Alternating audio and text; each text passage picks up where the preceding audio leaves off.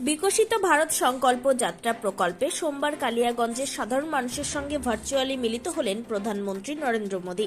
দেশের নানা প্রান্তের মতোই এদিন দুপুরে ধনকৈল পঞ্চানন মোড়ে মোদী সরকারের গ্যারেন্টি গাড়ির মাধ্যমে কেন্দ্রীয় উপভোক্তাদের সঙ্গে ভার্চুয়ালি মিলিত হন প্রধানমন্ত্রী।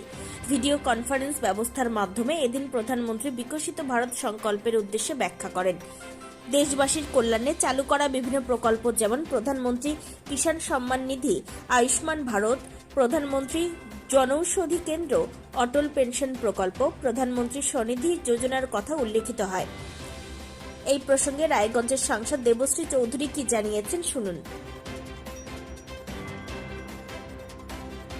নরেন্দ্র মোদীজি বিকশিত ভারতের সংকল্প নিয়ে গত 15ই নভেম্বর ভগবান বিরসা মুন্ডার জন্মতিথিতে ঝাড়খণ্ড থেকে যে যাত্রা শুরু করেছিলেন, গোটা ভারতবর্ষের প্রতিটি প্রান্তে বিকশিত ভারতের কি লক্ষ্য আছে আর বিগত 9.5 বছরে এই সরকার কি করেছে জনগণের জন্য, সেই বার্তা পৌঁছচ্ছে। আজকে 8 তারিখ উত্তরপ্রদেশ থেকে প্রধানমন্ত্রীজি সকল দেশের বিভিন্ন প্রান্তের মানুষের সঙ্গে ব্যক্তিগতভাবে ইন্টারাকশন করছেন।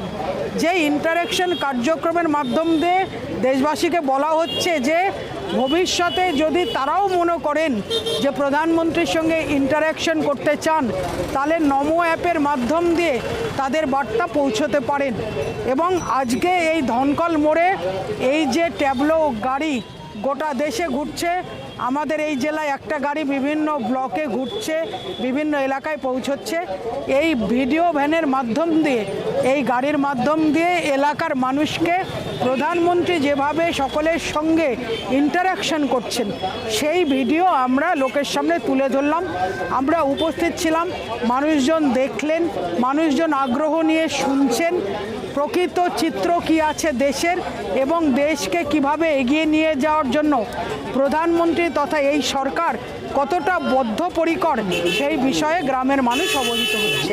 মোদী সরকারের গ্যারান্টি দেখা যায়, কি গ্যারান্টি থাকছে মোদী সরকার? মোদী সরকারের যে গ্যারান্টি দেওয়া হয়েছে তাতে মানুষের অন্য সংস্থান, আপনারা জানেন 80 কোটি মানুষকে করোনা কাল থেকে এখনো পর্যন্ত যে অন্য সংস্থান হচ্ছে, 44 কোটি মানুষকে মুদ্রা লোন পাইয়ে দেয়, এরকম বিভিন্ন যে প্রকল্পগুলো দেয়া হয়েছে, শৌচালয় প্রায় 11 কোটি মতন, উজালা গ্যাস যোজনা, এই যে বিষয়গুলো এগুলো তুলে ধরা হচ্ছে। লোকসভা নির্বাচনের আগে এই প্রচার কতটা কাজে লাগবে মনে হয়?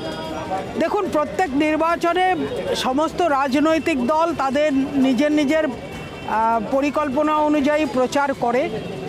যে কাজ বিগত 9.5 বছরে প্রধানমন্ত্রী করেছেন, দেশ বদলে দেওয়ার মতন প্রকল্পগুলো, সেই বিষয়ে প্রচার হচ্ছে। গোটা দেশ আজকে মোদিজি ছাড়া বিকল্প কিছু জানে না। মোদিজির বিকল্প কোনো প্রধানমন্ত্রী এই মুহূর্তে দেশ চালাতে পারেন এরকম কোনো নেতা এখনও ভারতবর্ষে উঠে আসেননি। সেই কারণে এই প্রচার শুধুমাত্র পার্টির প্রচার নয়, এই প্রচারের মাধ্যম দিয়ে গ্রামের লোককেও সচেতন করা।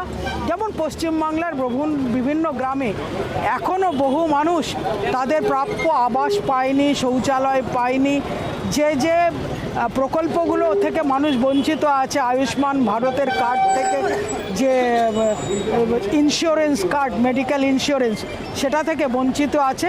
লোকে যাতে অবগত হয়ে নিজেদের প্রাপ্য দাবি করতে পারেন, আদায় করতে পারেন, এটাও একটা কারণ। নিজস্ব সংবাদদাতা, খবর কালিয়াগঞ্জ।